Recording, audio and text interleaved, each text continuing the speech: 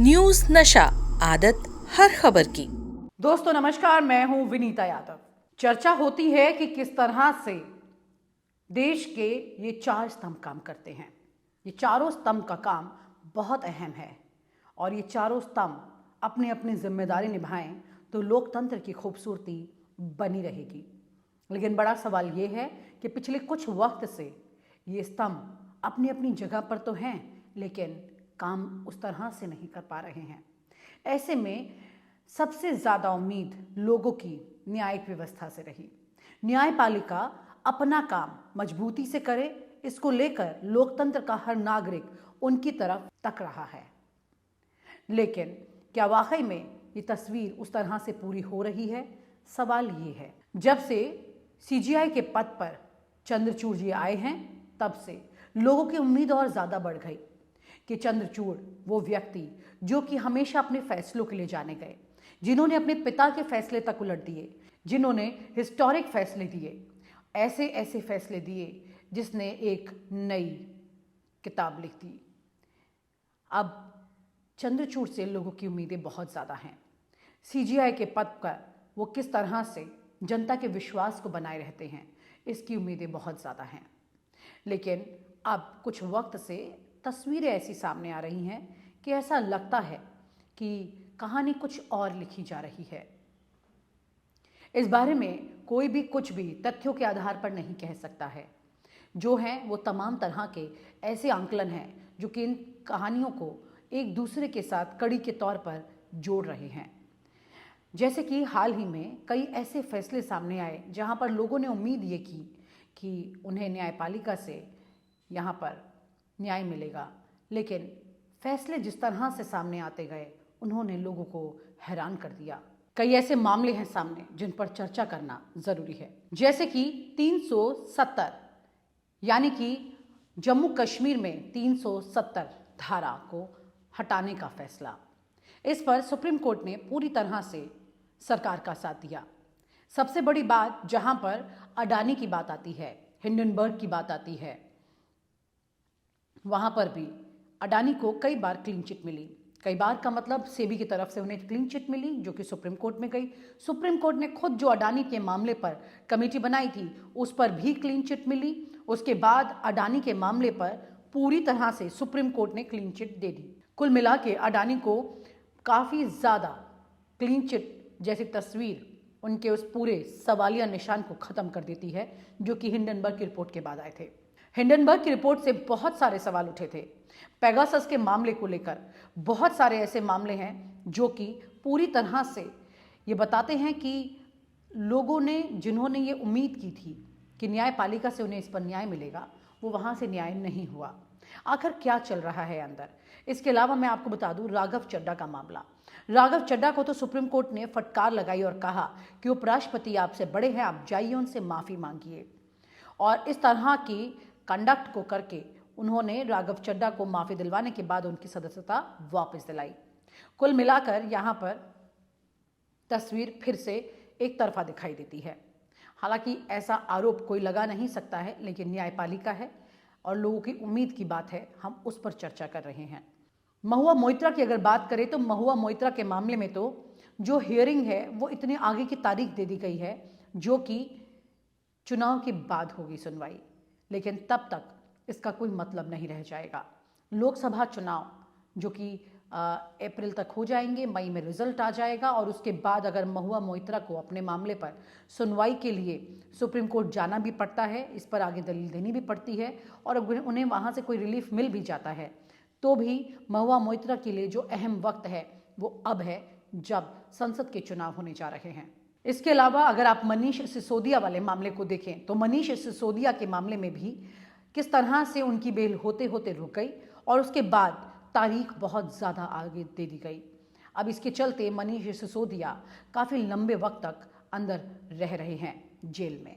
यहीं पर मनीष सिसोदिया के मामले में जबकि खुद कोर्ट का ये कहना था कि दोषी जो हैं वो उतने वो दिखाई नहीं दे रहे हैं, दोषी वो दिखाई दे रहा है जो को पार्टी का करता धरता है, जो पार्टी का ट्रस्ट चला रहा है। तो ऐसे में भी इसके बावजूद मनीष सिसोदिया को अभी तक जेल में रखा गया है।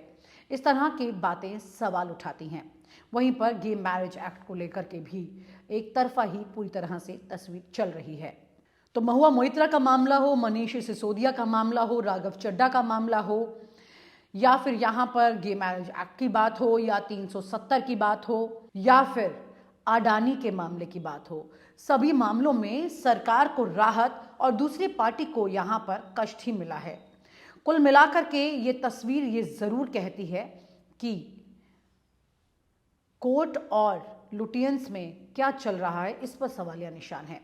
हालांकि आपको याद होगा कि सीजीआई चंद्रचूड़ जो है उन्हें बहुत बुरी तरह से ट्रोल किया गया था। विपक्ष के तमाम नेता उनके लिए दुहाई लेते हुए राष्ट्रपति के पास उन्होंने चिट्ठी लिख दी थी और उसके बावजूद इस पर कोई एक्शन नहीं हुआ था। इसके अलावा भी कई मामले ऐसे हैं। मणिपुर के मामले में जहां पर कोर्ट ने सख्त तेवर दिखाए सरकार की तरफ, उसके बावजूद कोई भी एक्शन होता हुआ कम से कम सरकार पर दिखाई नहीं देता है। इस तरह के कई और मामले आपको दिखाई देंगे जिसमें सरकार को हिदायतें देते हुए तमाम जजेस दिखते तो हैं, लेकिन एक्शन के रूप में कोई ऐसी बात खास दिखाई नहीं देती है। कुल मिलाकर ये कहा जा सकता है कि जिस तरह से इस वक्त लोगों को न्यायपालिका से बहुत ज्यादा उम्मीदें हैं, उस तरह के जजमेंट सामने दिखाई नहीं दे रहे हैं। और ये जजमेंट इस तरह के हैं जिससे कि लोगों का विश्वास धीरे धीरे यहाँ से भी हिल रहा है। सोशल मीडिया की भी अगर आप बात करें तो तमाम तरह की ऐसी बातें दिखाई देने लगी हैं। अब न्यायपालिका को लेकर जो चर्चा लोग कर रहे हैं उससे उनका विश्वास हिलता सा दिखाई दे रहा है। क्या वाकई में कुछ और कहानी अंदर लिखी जा रही है? चर्चा करने वाले जानकार तो ये तक कहते हैं कि 4 छोटे मामले सरकार के खिलाफ आते हैं तो एक बड़ा मामला सरकार के फेवर में आ जाता है। इस तरह की बातें लोग चर्चा के दौरान कह रहे हैं, लेकिन बतौर जिम्मेदार पत्रकार मैं इसको बहुत ज़्यादा एंडोर्स नहीं कर सकती हूँ। लेकिन लोगों की भावनाएं, जिनको कोर्ट को ध्यान में हमेशा रखना चाहिए, और इन भावनाओं के आधार पर कोई पहली बार नहीं होगा, पहले भी कई बार कोर्ट ने फैसले लिए हैं। जनता की भावनाओं पर बहुत बार फैसले हुए हैं। तो ये भावनाएं कैसे न्यायपालिका नज़रअंदाज कर रही है कि सरकार के उस तरह के कई काम, उस तरह के कई फैसले जिन पर सख्ती होनी चाहिए थी, वहाँ वो सख्ती क्यों दिखाई नहीं देती है। हालांकि न्यायपालिका पर दबाव बनाना किसी भी तरह से पूरी तरह गलत होगा, क्योंकि न्यायपालिका में काम करने वाले तमाम महानुभाव अपनी जिम्मेदारी को बखूबी समझते हैं। लेकिन यही महानुभाव अगर जिम्मेदारी के साथ अपने फैसले देते हैं, निष्पक्षता के साथ देते हैं, तो यही फैसले जनता के दिलों तक पहुंचते हैं और एक अलग जगह बनाते हैं, एक बड़ा विश्वास पैदा करते हैं, जो कि इन दिनों थोड़ा सा कम होता लोगों को दिख रहा है।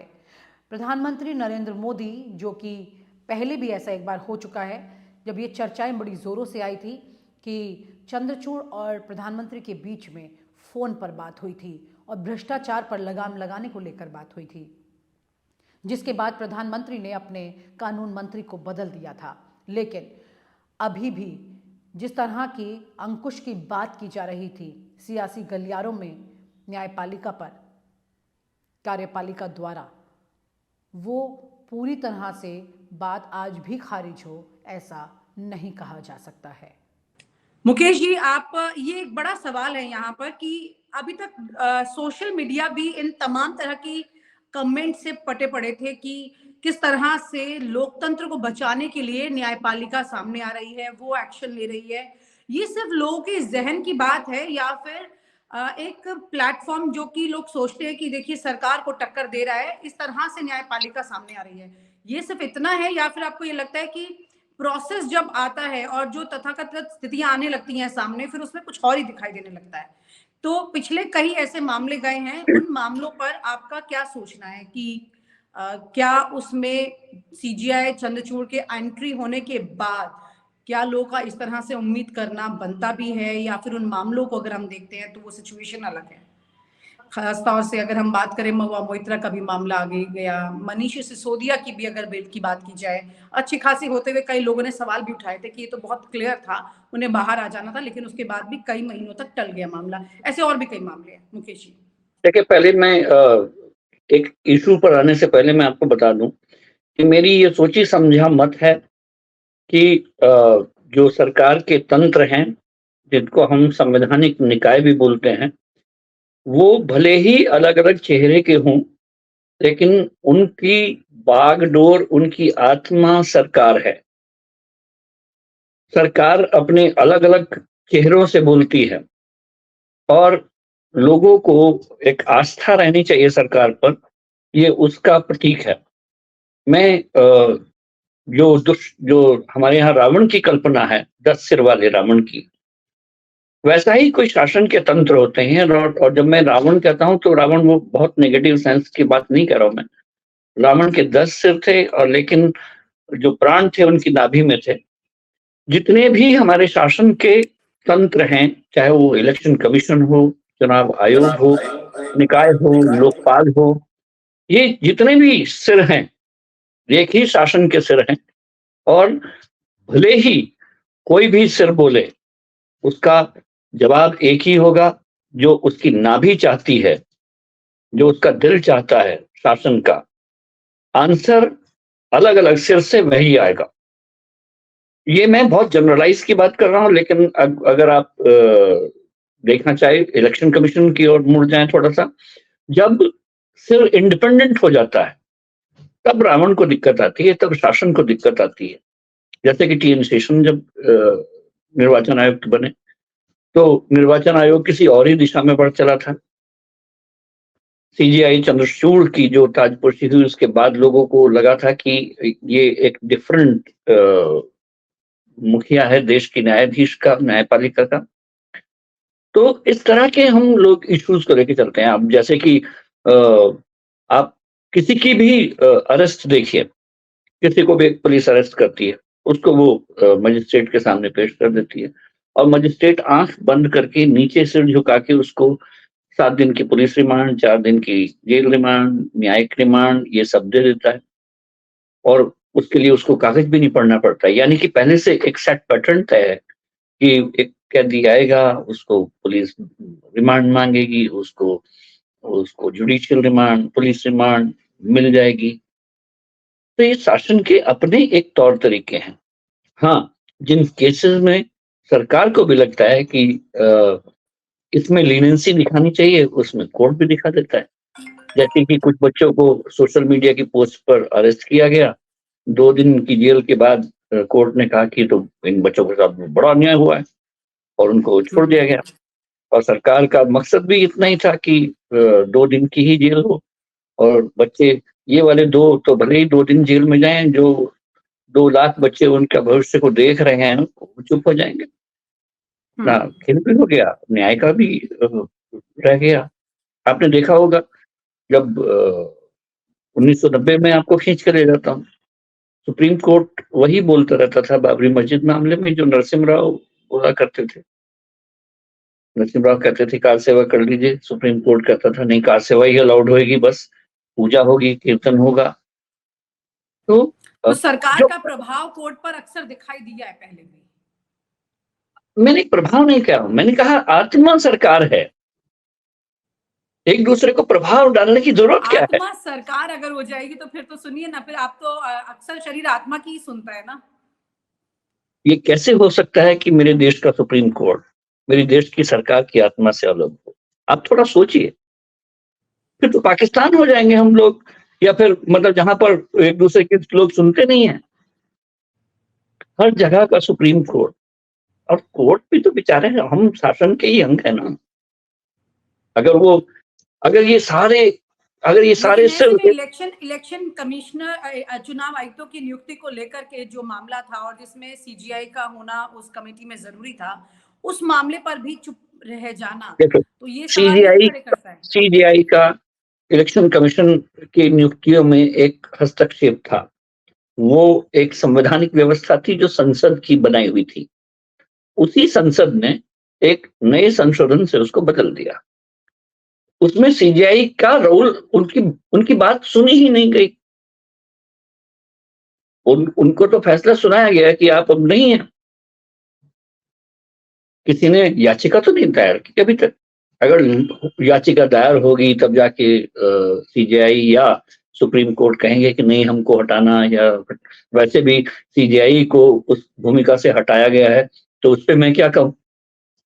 सीजेआई खुद कहेंगे कि मुझे उन संसद के कानून से अलग कर दिया गया। व्हाट शुड आई से? नो, जो इस देश के चुने हुए नागरिक हैं, अगर वो ये चाहते हैं कि निर्वाचन आयुक्त की नियुक्ति में सीजेआई की भूमिका ना हो, तो मैं क्या कर सकता हूँ? लेकिन ये क्या लोकतंत्र के लिए ठीक है? इतना काफी है? जो संसद चाहे वो लोकतंत्र तो है ही ना। हाँ, हर समय संसद सही ही चाहती है, लोकतांत्रिक ही चाहती है, मैं ऐसा नहीं मानता हूँ। मैं आपके जो पुराने सुप्रीम कोर्ट के चीफ जस्टिस हैं, जो आजकल राज्यसभा में बैठते हैं, लोगों ने बड़ी उँगलियां उठाई कि चीफ जस्टिस पद से रिटायर होने के तुरंत बाद वो नॉमिनेट होके कैसे राज्यसभा में बैठ के लेकिन चले गए थे। तो वहां पर भी मैं तो उनको अभी भी फॉर्मर चीफ जस्टिस के नाते सुनता हूँ। वो एक बिल पर बोलते हुए कह रहे थे कि सरकार के पास ये करने का हक है और कर सकती है, लेकिन जो करने का हक है वो करे ही, ये कोई जरूरी तो नहीं। उदाहरण के तौर पर अगर सरकार चाहे तो किसी भी व्यक्ति को पकड़ ले सकती है, गिरफ्तार कर सकती है, लेकिन हर किसी को पकड़ के गिरफ्तार तो नहीं करती है ना। ये उनका कहना था दिल्ली के बिल पर। दिल्ली का वो बिल लाना पूरा सरकार का अधिकार है, लेकिन वो लाए ही, ये अपनी उसकी मेरिट है। और यहीं पर महुआ मोइत्रा जैसा मामला, उसमें देखिए, भी महुआ का जो मामला है, मुझे उसमें थोड़ा सा मैं उस पर मेरी भिन्न राय है। महुआ मोइत्रा को ये सुप्रीम कोर्ट का रास्ता अपनाने से पहले मुझे लगता है कि उनको तो सीधे मार्च करना चाहिए था राष्ट्रपति द्रौपदी मुर्मू के पास। मैं ये नहीं जा रहा हूँ कि सुप्रीम कोर्ट ने क्या कहा। सुप्रीम कोर्ट ने तो मार्च की तारीख जो लगा दी है, उसके बाद तो केस ही बेकार हो गया, क्योंकि इस बीच तो चुनाव अनाउंस हो जाएंगे, तो उस याचिका का कोई मतलब नहीं रह गया। और अगर इस याचिका का मतलब नहीं रह जाता है तो फिर तो न्याय का मतलब कुछ नहीं रह जाता है। पर ऐसा अक्सर होता है कि कुछ कोर्ट के जो फैसले किसी ऐसे विवाद में आते हैं, वो नजीर बनते हैं बस, उसका नीचे कोई असर नहीं होता है। बहुत सारे सरकारों को गिराए जाने के मामले ऐसे हैं, जब सरकार पूरी कार्यकाल पूरी करके उसके गिराए जाने के 2 साल बाद फैसला आया कि सरकार गिराना गलत था जी। अब बता दीजिए क्या करें? और जिस तरह से अडानी के मामले में, हिंडनबर्ग के मामले में पूरी तरह से क्लीन चिट दे दी गई, सेबी से भी क्लीन चिट आ गई, सुप्रीम कोर्ट की कमेटी ने भी क्लीन चिट दी, फिर कोर्ट ने खुद क्लीन चिट दे दी, वो भी चुनाव से पहले। जो कि अडानी का मुद्दा चुनाव से पहले विपक्ष की बिल्कुल टॉप प्रायोरिटी पे था, टॉप मुद्दा था, लेकिन अब पता लग रहा है कि वो मुद्दा तो पूरी तरह से खारिज हो गया। पूरा एक तरह से पिछले 5 खारिज नहीं हुआ है अडानी विनीता। करते हुए निकले, आखिरी वक्त में आकर के सुप्रीम कोर्ट ने अडानी को बरी कर दिया इस पूरे मामले से। इसको क्लीन चिट देना ठीक नहीं होगा। मैं ये नहीं कह रहा हूँ कि वो क्लीन चिट मिली है। क्लीन चिट के रूप में हम लोग पेश कर दें तो ज्यादा दिख रहा है ये। हाँ, एक हौसला जरूर बढ़ा है। अगर ये जांच सुप्रीम कोर्ट की निगरानी में होने वाली किसी जांच कमेटी से होती तो मामला डिफरेंट होता, लेकिन सुप्रीम कोर्ट ने कहा कि जो सेबी में जांच चल रही है, हमें लगता है कि वो पर्याप्त है। ये सरकार का भी स्टैंड था। अडानी भी सेबी की जांच से ही खुश हैं, बात आगे नहीं बढ़ी है। तो बल्कि क्लीन चिट मैं नहीं कह रहा हूँ उसको। सेबी की जांच अगर ठीक ठाक हो तो जो शेयर में जो उछाल आया, डंप आया, घोटाले हुए, मैनिपुलेशन हुए, तो सेबी भी चाहे तो वो कर तो सकती है। हिंडनबर्ग मामले में तो क्लीन चिट मिल गई है उनको, अब यानी कि फिर तो कोई आरोप नहीं बचेगा ना, और क्या बचता है क्लीन चिट के लिए फिर? तो फिर सेबी क्या जांच कर रही है? सेबी ने के पास तो सेबी के पास तो मैनिपुलेशन का ही मामला है ना, जो उसकी कंपनी को जो लेकिन हजारों सेबी ने करोड़ तो रुपए पहले भी मिला। अपनी जो रिपोर्ट दी थी सुप्रीम कोर्ट में, उसमें खुद ही उसने क्लियरेंस दिया हुआ है। अब मैं सुप्रीम कोर्ट के फैसले पर तो कुछ नहीं कह सकता ना विदित। हाँ, हाँ, यही सवाल है कि सुप्रीम कोर्ट के फैसलों पर कोई कुछ कह नहीं सकता, और सुप्रीम कोर्ट के फैसलों पर सवाल भी नहीं लोग उठा इसकी पाते हैं। आप ये इसकी सवाल ही गरिमा नहीं को आप मेंटेन करना जरूरी है आम आदमी के लिए, मुकेश जी। नहीं, मैं हैरानी जरूर जाहिर कर सकता हूँ ना अपनी कि ऐसा कैसे हो गया, पर चूंकि मैं उन कागजात का गवाह नहीं हूँ जिनके आधार पर वो फैसला आया है। मुझे जो क्लियर कट केस लगता है, मैं सदा मीडिया ट्रायल का विरोधी रहा हूँ, और मुझे दुख है इस बात का कि आजकल कोर्ट मीडिया ट्रायल से प्रभावित होते हैं। मैं इतना जरूर कह सकता हूँ, लेकिन यहाँ पे तो प्रभावित ही नहीं हुआ। अगर अगर ये कहें कि मीडिया ट्रायल से या मीडिया में होने वाली बातों से सुप्रीम कोर्ट प्रभावित नहीं हुआ, तो ये वाला तो बात उनके पक्ष में जाती है, लेकिन एक सेलेक्टिव प्रभावित ना होना भी बहुत बड़ी बात है कि मीडिया में कुछ और ही चलता रहा, सुप्रीम कोर्ट का कोई और आया। तो मैं इस पर सिर्फ हैरानी अपनी जता सकता हूँ कि ऐसा कैसे होता है कि बाकी केस में मीडिया ट्रायल का असर होता है और ऐसे कुछ खास मामलों में वो अक्षुण्ण होके अपना फैसला सुना देते हैं। हाँ, सुप्रीम कोर्ट का बहुत कुछ अच्छे फैसले आए जिनका मैं ज़िक्र करना चाहूँगा। जैसे गे मैरिज पर सुप्रीम कोर्ट ने कहा कि इसमें हमारा कोई नहीं बनता, वास्तव में सुप्रीम कोर्ट का कुछ नहीं उसमें बनता। संसद को ये फैसले लेने चाहिए। एक अ, एक योग्य संसद होती है तो वो अपने फैसले ठीक-ठाक लेती है। लोगों के मन में जब सब कुछ तैयार हो जाता है किसी इश्यूज़ पर, तब वो कानून बनाती है। सुप्रीम कोर्ट का उसमें कोई से नहीं था। गे मैरिज को उन्होंने इल्लीगल भी नहीं कहा। तो ये कमेंडेबल फैसला है। आज का फैसला बिल्कुल मानो का। और आप हमसे जुड़े रहने के लिए सब्सक्राइब करें YouTube पर, फॉलो करें Twitter पर और लाइक करें Facebook पर। और ज्यादा जानकारी के लिए आपको टाइप करना होगा सिर्फ न्यूज़ नशा।